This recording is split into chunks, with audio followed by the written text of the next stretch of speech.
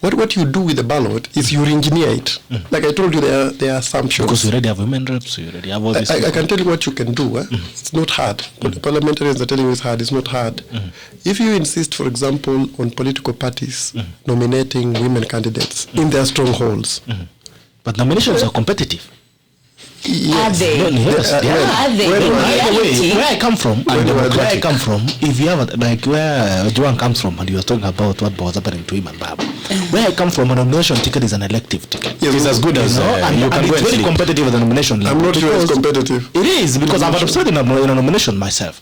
Competing for a nomination ticket in a party is politically, it's an elective, it's a ballot problem, it's a ballot issue. You have to go to the ballot. I am not sure it is. I think competing in the sense of getting a favor. I am not sure from the party leader, not from Wanjiku. Yes, I'm not sure there's a party in Kenya that does nominations.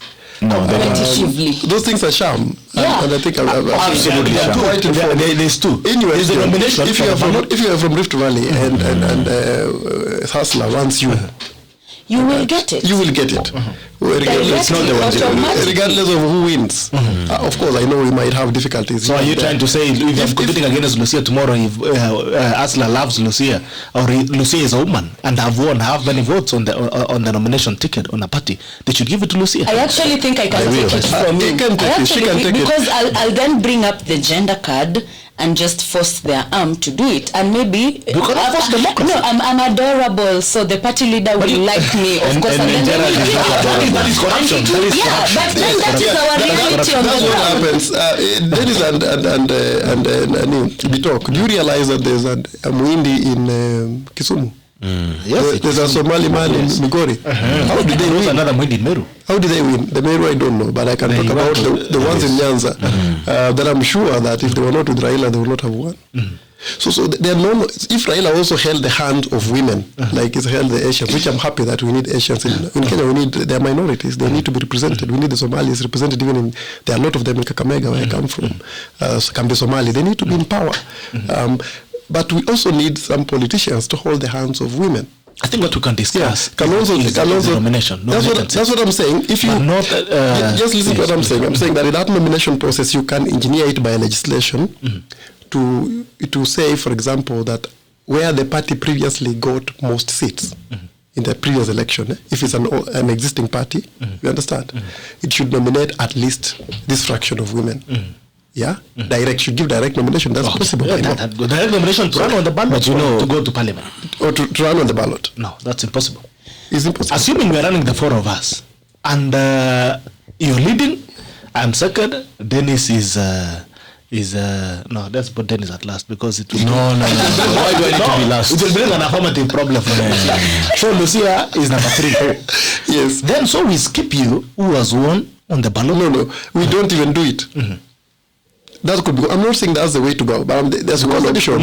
We can make a law before even the nominations. A law says, law could say that where you got a significant percentage of seats, and there's a way you can define that in the region, nominate at least 10% of those seats for women. Reserve at least those seats for women. You can say that in the law. It's possible. So that Raila's bulk of his seats are in Nyanza. We can say that let him give us at least 10 women from there. Yes. No,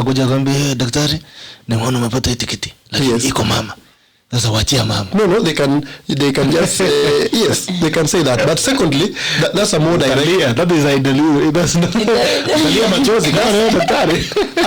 let me tell you, all elections we've had, parties have always had direct nominations. People like Orengo are having, of course, like they don't even campaign. Yes, yeah. I don't think people like Murkomen are going to have opposition in their, Forget it. Yes, it's not possible. So you understand. So there's always people who get direct tickets. Since Moi days, we started elections with like 15 unopposed people. I remember Mudavadi in my area would be unopposed, Brudi Labuera would be unopposed, Nicholas Bugot would be unopposed, Charles Nyachai would be unopposed. Remember that season, I think, when people would be unopposed. We can do that. Reserve some seats for women at the nomination level. That's one system you could use. The other easy one is party financing. We can peg party financing on the number of women that you nominate. That's something. Not just women. We're also talking about persons with disability. We're also talking about minority communities in Kenya, the Asians, the Somalis, the Gems, all that. You can say, if you reach this threshold, we'll give you money. this amount of money. If you read this session, we'll give you this amount of money. And if those nominations are in these regions, we give you this amount of money. You can play around with that. Women candidates also suffer things like insecurity, like I told you. They have been beaten, and I've done work on the ground on this. Beaten thoroughly, including sexual violence. If we, for example, were able to secure all the women that are taking part in elections by giving them a bodyguard or some form of security during the electioneering period, that could help, you see, so that they don't have to fear that I'll wake up and men come to defile me or to rape me or stuff like that. You know, that will give them some assurance. But all...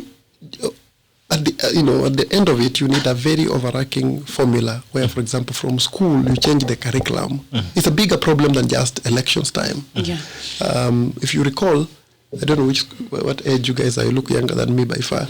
But there was Mr. Kamau. Younger than us. I checked. We eat raw onions. I checked. We eat tear gas for breakfast. Yeah, I checked like 10 years ago. They were still doing Mr. Kamau and Mrs. Kamau. Do you remember? And the bus. Yes, we did. And the bus. You remember that Mr. Kamau was always a public figure going to drive the bus, and Ms. Kamau was always at home with the Tom and the cat. Why not have a curriculum that starts by putting also Mrs. Kamau with the bus? With the bus or in a public place. And Mr. Kamau in the kitchen. Yes. Even when we talk about Wanjiku, what image comes to mind? An old mama with a kiondo on the head na amefunga leso. Is that what you would say represents me as a modern young woman in Kenya? Because that's the image of Wanjiku that your children are being taught. But then when you look at me, do I look like that image?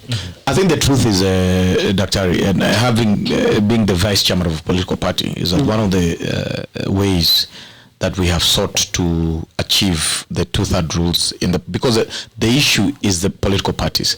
Political parties in Kenya are the most undemocratic space.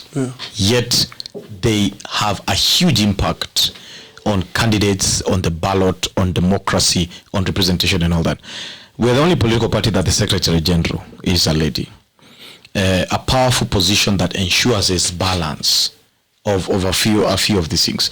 But when you look at the other political parties at the end of the day, even when you look at Jubilee Party itself, when you look at ODM, when you look at that, women are given very positions. But the truth is, there is no democracy when it's nomination time. The party leader decides who vies where. And by virtue of that, then demeans the concept of democracy, that it is Wanjiku who decides. That's the reason why there's great apathy, in the country, that because you're given a choice that you didn't choose, while democracy is you choosing and saying this is it. But I've realized something integral which I want you to address. There's a lot of affirmative action, even when it's time for elections. You'll notice that when you're a candidate, for example, when I was vying for the Senate, before the shortlisting was done, and of course these parties manipulate a lot, you find that we are about 60 candidates. In the 60 candidates, you'll find that 40 are female. But somewhere along the way, they vanish. Again, you've mentioned the concept of security and many of these things. Maybe Parliament was supposed to further enact rules that democratize the party space, because that's an area that has been left dark and wounded. Nobody knows what is here. But the concept that people are struggling today is, why do we need to give free seats to women? It doesn't happen like that in any other democracy in the world. I think Kenya is a unique case. Why do we, and I saw Moses Kuria wrote flower girls, handbag carriers in parliament, and such tones that of course demean the position of the woman. But the concept is, men are fighting viciously for this. So democracy is a fair platform. And of course it's a question of equity. This is not the 2/3 rule is not a woman thing. If you look at an organization like LSK, it has more women than men. So we'll get to a place where it is men now fighting their space. Yeah. But, technically, why is it about free space and the women who are there today, have they demonstrated that they are for the woman? We saw a pregnant lady delivering on the tarmac. We haven't seen any legislation protecting them as against that. So there's also an indictment of the current women who are there already. So I don't know what you have asked many things. I don't know where to start. Let me start with the end. Yes. Even this action by the Chief Justice, you will notice that women won't support it. A lot of women are opposed to it, by the way. Yet when the mother of the president was touched, some women were up in arms in the streets, but they will not fight that vigorously for the ordinary woman like the one who delivered right outside the gate of a maternity hospital. The easier thing is to victimize them than to condemn them. But usually what I know is that you don't victimize the victims. Many times, and I like the preaching you began with. I was so happy that I came and had a sermon in the morning. Can I come here every morning? Yes, please. From tomorrow I'll be the one who is be anointing people. I'll be exercising my jurisprudence. I like that you began by prayer because you talked about attitude. What people that are victimized lack is a correct attitude. They are victimized until their minds believe that they deserve to be victimized. Wow. If you come from where I and Lucia come from, when I got home, like I've not gone for a long time, they will give me kuku, ngoho. And then normally we tie the feet. As soon as you arrive in Nairobi, the first instinct is to untie it and put it in the kitchen or somewhere. The kuku still believes it is tied, and it never moves until you kick it. What we are doing now is to give it that kick. Wow. To give women that kick. So don't blame the ones who are behaving funny for right now. I think they need a kick. They need a kick. And affirmative action is not a thing for 1 year. In fact, it's estimated that it should take around 25 years to start making sense. Wow. My goodness. So the first thing you want to do, like I said, I start changing the mentality from this man with a upara Natumbo who is 60-year-old, who is the MP you're supposed to have, to at least a lady like Susan Kihika. Let's begin changing our mind that Susan Kihika can be an MP. You understand? Children who are 2 years, 3 years begin to see television and they can say, oh, women, Shamala can be an MP. Sholei can be an MP. You understand? That way, you start re-engineering their mind. Later, they could vote a woman. So for the first time, put the women there. Wacha wabebe handbags, wacha wafanye lipstick huko, wacha waimbe. Let them do what they want to do. Okay? Don't care what they do for now. Let's begin changing the narrative. Although I would have expected that the first women to go there, like the educated ones, like Millie Odhiambo, were very intelligent, Sholei, they should lead the way in policy and example. They shouldn't be part of corruption, shouldn't be part of the dirty things men do, so that we can begin showing that women leadership is different. I've always held that standard for also Africans who are given positions, for example, the UN. They must put some bar, or given a presidency like Obama, they should put some bar, so that when a stupid one like Trump comes, people can see the difference. And that's always good for marginalized communities. When you get one chance, you must demonstrate leadership. So those positions need to be given to women. Initially, let's just dish them out to begin changing the narrative, to begin. But I don't know whether you guys know this, that Parliament never even had a place for women. Parliaments all over Africa. Studies were done and they found that things like, it's called rent or kill. Even ladies were not there. Ladies, the washrooms, or even something to put like your sanitaries. Yes, were not there because women were not part of it. Rules about women dressing, the handbag, and where to place it. Do you realize those guys have no place to put a handbag? Yeah, those things were not part of the design of parliaments because we didn't know that women can be part of them.